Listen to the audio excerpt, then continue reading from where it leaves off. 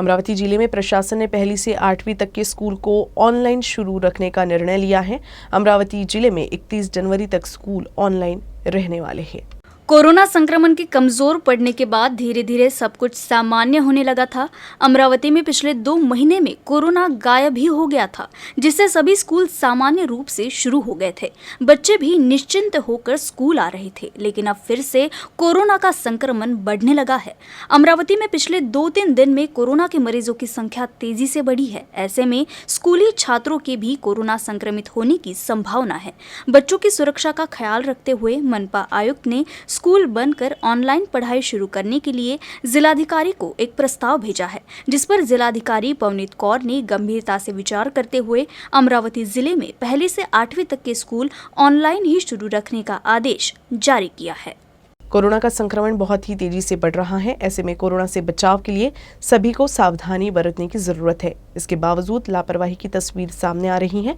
अमरावती के जिला सामान्य अस्पताल में जबरदस्त भीड़ रही। ये भीड़ संक्रमण को फैलने में मददगार साबित हो सकता है। राज्य में कोरोना मरीजों की बढ़ती संख्या को देखते हुए राज्य सरकार ने कॉलेज, भीड़ भाड़ वाले स्थानों को बंद करने का फैसला किया है। साथ ही शादी समारोह में केवल 50 लोगों को ही जाने की अनुमति दी गई है। साथ ही भीड़ न लगाने की अपील की जा रही है। वहीं अमरावती के जिला सामान्य अस्पताल में कोरोना नियमों की धज्जियां उड़ाई जा रही है।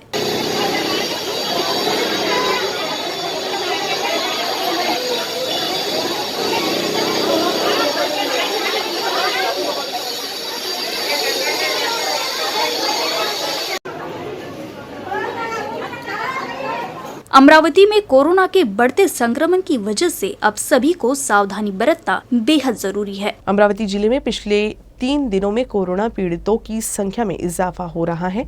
हर दिन नए संक्रमितों की बढ़ती संख्या को देखते हुए अमरावती मनपा आयुक्त प्रवीण आष्टीकर ने शहर में उपलब्ध टेस्टिंग लैब, उपलब्ध बेड और अस्पतालों का निरीक्षण किया।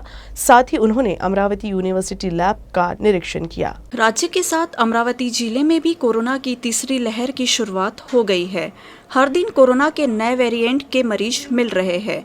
तीसरी लहर के खतरे को देखते हुए शहर में स्वास्थ्य व्यवस्था को सशक्त करने की जरूरत है। तीसरी लहर की गंभीरता को भांपते हुए शहर में सभी सुविधाएं उपलब्ध होना जरूरी है। इसीलिए नवनियुक्त नगर आयुक्त सड़कों पर उतर आए हैं। बुधवार को उन्होंने अमरावती विश्वविद्यालय में लैब का निरीक्षण किया, जहां genome sequencing, sampling, freezing system आदि मशीनों का निरीक्षण किया गया। लैब में उपलब्ध स्टाफ की भी समीक्षा की। इस समय लैब संचालक प्रशांत ठाकरे ने नगर आयुक्त को व्यवस्था के बारे में जानकारी दी। तर मागच्या 3 दिवसामधला जो पेशंटचा जो वाढता आलेख पाहता, हे ह्या आमच्या लॅब आहेत अमरावती शहरामधल्या लॅब आणि बाकीचे जे काही आम्ही आता हॉस्पिटल वगैरे बघतोय, बेड बघतोय, ही तयारी करणं अत्यावश्यक आहे। आणि या तयारीच्या अनुषंगाने माहिती असावं आणि काय चाललंय, काय आहे, काय नाही, ही सगळ्याची आयडिया घेण्यासाठी म्हणून मैं आज लैब में आलो और बाकी हॉस्पिटल से बेड ही बघतोय। अमरावती जिले में गुरुवार को 64 नए मामले सामने आए हैं। इसके अलावा जिले में सक्रिय मरीजों की संख्या बढ़कर 152 हो गई है। अमरावती में अब धीरे धीरे कोरोना के नए मामलों में इजाफा देखने को मिल रहा है। गुरुवार को अमरावती में संक्रमण के 64 नए मामले सामने आए हैं। इस दौरान 4 मरीज संक्रमण से उभरे हैं। अमरावती में फिलहाल सक्रिय मरीजों की तादाद 17 पर पहुंच चुकी है। अमरावती जिले के धारणी पंचायत समिति अंतर्गत सभी ग्राम पंचायत में साफ सफाई की सही व्यवस्था नहीं होने से ग्रामीण इलाके में गंदगी काफी फैल गई है। लापरवाही की वजह से लोगों के स्वास्थ्य पर विपरीत परिणाम हो रहा है। इन सब समस्याओं को लेकर युवा स्वाभिमानी संगठन ने प्रशासन से शिकायत की है। धारणी पंचायत समिति के अंतर्गत आने वाले सभी ग्राम पंचायतों में संबंधित ग्राम पंचायत प्रशासन की गैर जिम्मेदाराना कार्यप्रणाली और लापरवाही के कारण तहसील के पूरे गांव क्षेत्र में एक गंभीर तस्वीर फैल रही है। इतना ही नहीं, सड़कों पर नालों का पानी भी फैला रहता है। स्थिति यह है कि सड़कें गटर नालों में तब्दील हो चुकी है। वहीं दूसरी ओर ग्राम पंचायत प्रशासन बिना गंदे पानी का प्रबंधन किए लाखों रुपए का कचरा खरीदकर सरकारी धन की बर्बादी कर रहा है। युवा स्वाभिमान के तहसील अध्यक्ष दुर्योधन जवारकर ने ग्राम पंचायत के तहत सभी गांवों में सरकारी निधि द्वारा खरीदारी के बारे में वरिष्ठ अधिकारियों से शिकायत की है। धारणी तहसील में ग्रामीण इलाके में नाले का पानी फैले रहने से दुपहिया व पैदल चलने वालों को काफी मशक्कत मशक्कत करनी पड़ती है। ग्राम पंचायत प्रशासन से पहले आपके गांव में अपशिष्ट जल का प्रबंधन करने की अपेक्षा की गई थी। जगह जगह गंदा पानी फैले रहने से बीमारियों के फैलने का भी खतरा बढ़ गया है। मैं अभी ये बताना चाह रहा था कि 30/12/2021 को मैंने एक सीओ साहब को कंप्लेंट किया हूँ कि यहाँ पे ग्राम पंचायत के मार्फत जो खरीदी हो रही है ये पूरी प्रकार से बोगस तरीके से खरीदी किया जा रहा है और ग्राम पंचायत, सरपंच और सचिव को जो चीज़ का नियोजन करना चाहिए उस चीज़ का नियोजन ना करते हुए आज गांव का पूरा साड़ा हुआ पानी पूरा गली में भरा और उसके कारण हमारे यहाँ पे ऑलरेडी बीमारियों का प्रकोप ज़्यादा बढ़ रहा। तो हमारा इनसे ये बोलना था कि आप नाली, रोड जो विकासिक काम करना चाहिए था उसके वो काम ना करते हुए ये कचरा कुंडी और बस वो हाथगाड़ियाँ और वो साहित्य खरीदी करने में ही लग गए हैं, क्योंकि साहित्य खरीदा करने में पूरे प्रकार से ये बोकस प्रकार का खरीदी करके और उनका खुद का जेब भर रहे हैं। ये मेरा सीधा सीधा सचिव और ग्राम सेवक के ऊपर, ग्राम सेवक और सरपंच का ऊपर आरोप लगा रहा है, क्योंकि ये हर प्रकार की जो भी गवर्नमेंट की नीति आ रही है तो उस पर इनको 10% लगता है। 10% अगर नहीं देता है तो उसको काम नहीं देते। अमरावती जिले के मेलघाट क्षेत्र में रेती घाट की नीलामी नहीं होने से मेलघाट में विकास कार्य प्रभावित हुआ है। इस बात को ध्यान में रखते हुए मेलघाट के विधायक राजकुमार पटेल ने मेलघाट में मध्य प्रदेश से रेती उपलब्ध कराते रहने की मांग की। मेलघाट में रेत घाटों की नीलामी पिछले 5 वर्षों से रुकी हुई है, जिससे इस क्षेत्र में रेत का उत्खनन प्रभावित हुआ है। स्थिति यह है कि यहाँ किसी भी निर्माण कार्य के लिए मध्य प्रदेश से रेत मंगानी पड़ रही है। मध्य प्रदेश की रॉयल्टी और महाराष्ट्र के 10% टैक्स का भुगतान करके रेत अधिक कीमत में खरीदी जा रही है। हालांकि इसमें कर चोरी की भी संभावना बढ़ गई है।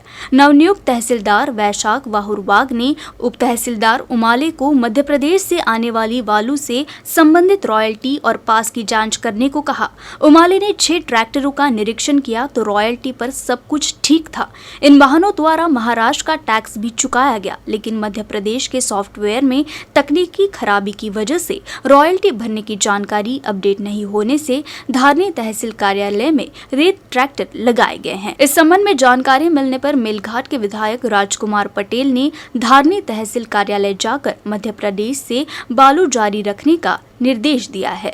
बालू पर प्रतिबंध से मेलघाट का विकास बाधित है और गरीब घर वालों को भी बालू के लिए भटकना पड़ रहा है। इन सब को देखते हुए मेलघाट के विधायक राजकुमार पटेल ने राजस्व प्रशासन से मध्य प्रदेश के बालू की अनुमति देने की गुहार लगाई है। रिटेनिंग रेत कारोबारियों ने रिटेनिंग राजस्व प्रशासन से भी बालू रखने की मांग की है। इस मामले में अहम बात यह है कि ये मध्य प्रदेश की रॉयल्टी है जो पिछले 2 साल से चल रही है। आज हमारे धारनी शहर में जो रेती के जो प्रॉब्लम जो शुरू हुआ है ना, इसके पहले भी धारनी शहर को एमपी से ही रेती आती थी, वो भी रॉयल्टी, और महाराष्ट्र के जो 10% उनको जो टैक्स देना पड़ता है वो भी दिया है। और आज तहसीलदार धारनी ने उनके कुछ अधिकारी कर्मचारी को बोला है कि भाई वो बोकरवटी नाके पे 5-6 ट्रैक्टर रेती लेकर आ रहा है, तो वो ट्रैक्टर के उनके पास में रॉयल्टी है या नहीं है, और उनको जो 10% महाराष्ट्र को जो टैक्स देना पड़ता है वो भी 0 टैक्स वाला रिसिप्ट है उनके पास में। अब वो तहसीलदार नहीं होने के कारण यहाँ के जो नायब तहसीलदार और जो मंडल अधिकारी है उन्होंने बताया कि रॉयल्टी ओके है, टैक्स भरी हुई है, महाराष्ट्र की टैक्स भरी हुई है, कोई प्रॉब्लम नहीं है। और आने वाले समय में मतलब इस प्रकार की ये अपने एमपी के जो रॉयल्टी वो आउट ऑफ स्टेट हो जाता है, और वो धारनी ना बताते हुए डायरेक्ट अमरावती बताते हैं, और समय बताते 6 से 7 घंटे का। तो ठीक है वो नहीं बता रहे, लेकिन हम सबके समझ में ये आ गया है कि हमारे हम जो रेती ला रहे हैं वो लीगल है, इसमें कोई इलीगल वाली बात नहीं है और कोई चोरी वाली बात नहीं है। भाजपा नेता चंद्रशेखर बावनकुले ने विधान परिषद सदस्य के रूप में गुरुवार को मुंबई में विधान भवन में शपथ ली। विधान परिषद चुनाव में नागपुर स्थानीय निकाय संस्था सीट से चंद्रशेखर बावनकुले ने कांग्रेस उम्मीदवार को हराकर जीत हासिल की थी। विधान परिषद के लिए हुए चुनाव में जीत के बाद भाजपा नेता चंद्रशेखर बावनकुले का एक बार फिर से विधानमंडल में पदार्पण हुआ है। राज्य में पिछली बार फडणवीस सरकार के कार्यकाल में उन्होंने ऊर्जा मंत्री की भूमिका निभाई थी, लेकिन पिछले विधानसभा चुनाव में उन्हें भाजपा ने टिकट नहीं दिया था। लेकिन चंद्रशेखर बावनकुले ने इसके बाद भी पार्टी द्वारा दी गई सभी जिम्मेदारियों को बखूबी निभाया और अब विधान परिषद चुनाव में जीत दर्ज कर विधान परिषद के सदस्य बने हैं। गुरुवार को मुंबई में विधान भवन में आयोजित शपथ विधि में विधान परिषद सभापति रामराजे नाईक निंबाळकर ने चंद्रशेखर बावनकुले को शपथ दिलाई। इस दौरान संसदीय कार्य मंत्री अनिल परब, हसन मुशर्रफ के साथ विधान परिषद के वरिष्ठ सदस्य उपस्थित थे। मी चंद्रशेखर पिंटूराव बावनकुळे विधान परिषदेचा सदस्य म्हणून निवडून आलो असल्याने ईश्वर साक्ष शपथ घेतो की कायद्याद्वारे स्थापित झाले आहे अशा भारतीय संविधानाबद्दल मी खरी श्रद्धा व निष्ठा बाळगी भारताची सार्वभौमता व एकात्मता उन्नत राखील आणि आता जे कर्तव्य मी हाती घेणार आहे ते निष्ठापूर्वक पार पाडेल।